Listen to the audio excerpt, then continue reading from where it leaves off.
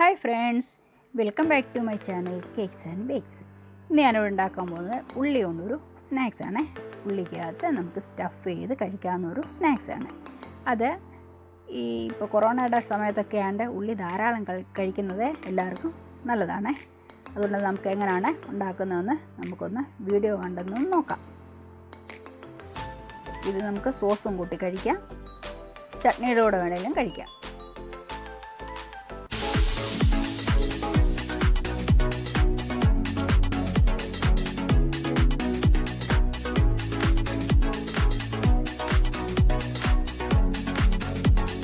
ഇനി നമുക്ക് കുറച്ച് ഉള്ളി നമുക്ക് കഴുകി വൃത്തിയാക്കി എടുക്കാം. ചെറിയ ഉള്ളി നോക്കി എടുത്താൽ മതിയേ, കാരണം വലിയ ഉള്ളിയാകുമ്പോൾ നമുക്കത് സ്റ്റഫ് ചെയ്യാൻ വലിയ ബുദ്ധിമുട്ട് വരും. എന്നിട്ട് ഉള്ളികളെല്ലാം കഴുകി വൃത്തിയാക്കി വെച്ചിട്ട് എല്ലാം നടുകയെ ഒന്ന് അതിൻ്റെ സെൻറ്റർ നോക്കി ഒന്ന് നമുക്കെല്ലാം ഒന്ന് പൊളന്ന് വെക്കണം. നടുക്കൂടെ കട്ട് ചെയ്യണേ. കട്ട് ചെയ്തിട്ട് അതിൻ്റെ ഏറ്റവും പുറത്തെ ലെയർ നോക്കി നമുക്കെടുത്ത് മാറ്റി വെക്കാം. എല്ലാത്തിൻ്റെയും പുറത്തെ ലെയർ മാത്രം എടുത്താൽ മതി. ചെറിയ ഉള്ളിയാണ് നല്ലത്.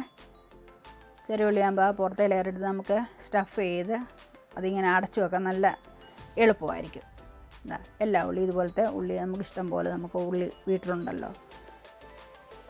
എല്ലാ ഉള്ളിയും എടുത്തിട്ട് ഞാൻ കാണിക്കാമേ. ഇതാ നോക്കൂ, ഉള്ളിയെല്ലാം ഞാൻ എടുത്ത് അങ്ങനെ വെച്ചു.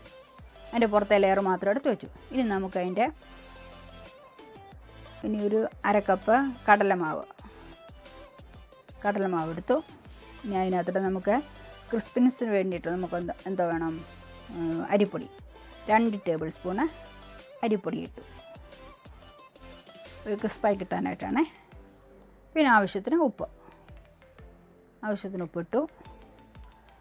പിന്നെ നമുക്ക് കുറച്ച് ജീരകപ്പൊടി, വറുത്ത ജീരകം പൊടിച്ചാണ്, അതിട്ടു. പിന്നെ അജുവാൻ എന്ന് വെച്ചാൽ അയമോദകം, ഗ്യാസൊക്കെ ഉണ്ടാകാതിരിക്കട്ടെ, അയമോദകം.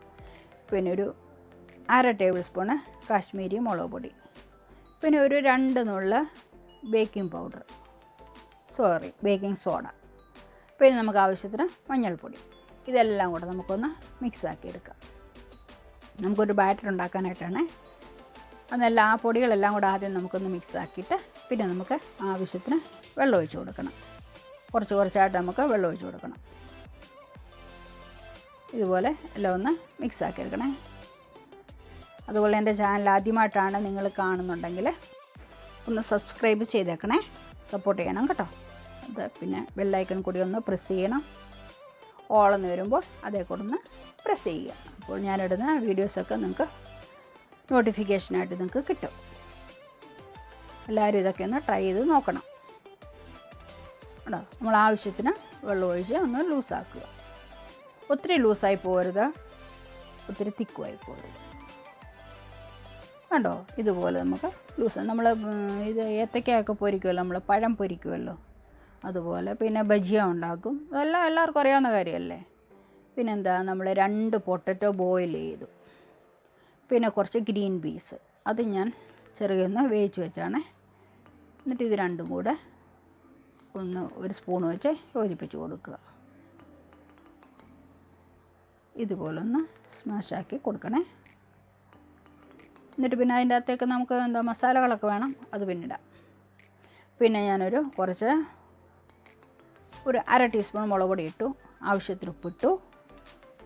പിന്നെ കുറച്ച് ജീരകം പൊടിച്ചത്, കുറച്ച് മല്ലിപ്പൊടി അതും ഇട്ടു. പിന്നെ കുറച്ച് ഞാൻ നാരങ്ങ നീരോട് ഒഴിച്ചായിരുന്നു കേട്ടോ, അതങ്ങ് മിസ്സായിപ്പോയേ.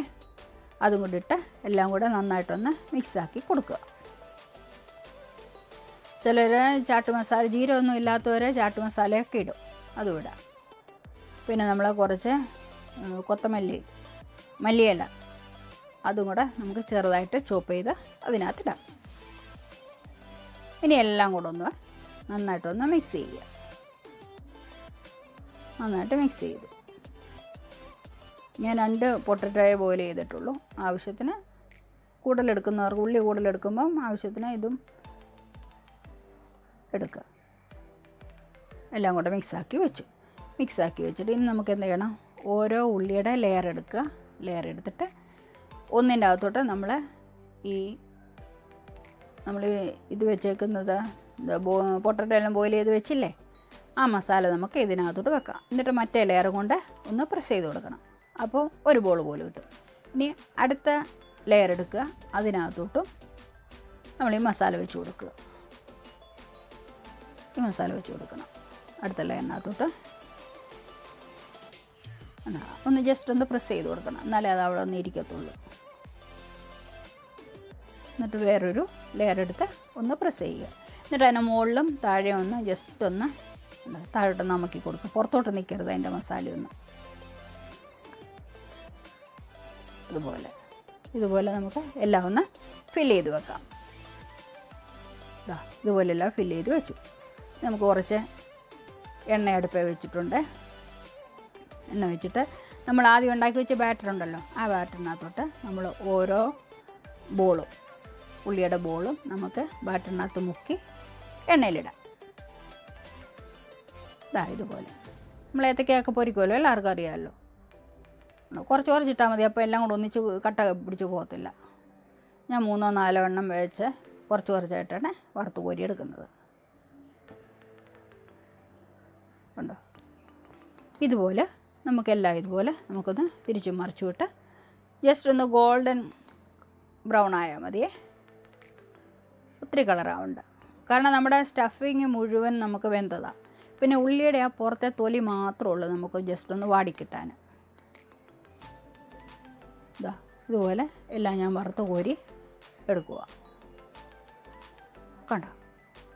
നോക്കൂ, നമുക്ക് ടൊമാറ്റോ കെച്ചപ്പ് കൂടെ കൂട്ടിയിട്ട് ഒരു കട്ടൻ കാപ്പിയുടെ സൂപ്പറാണ് സംഭവം. ഇപ്പോൾ കൊറോണ ഒക്കെ ആയതുകൊണ്ടുണ്ടല്ലോ, ഉള്ളി ഇഷ്ടം പോലെ കഴിക്കാം, ഇഷ്ടം പോലെ എത്ര വേണേലും ഉള്ളി കഴിച്ചാൽ ഒരു കുഴപ്പമില്ല. നോക്കൂ, ഇത് എല്ലാവർക്കും ഒന്ന് ട്രൈ ചെയ്ത് നോക്കണേ.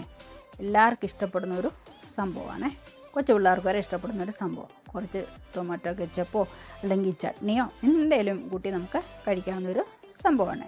ഇതെല്ലാവരും ഉണ്ടാക്കി നോക്കുക. അടുത്ത വീഡിയോ വിട്ട് വേറൊരു ദിവസം വരുന്നതായിരിക്കും.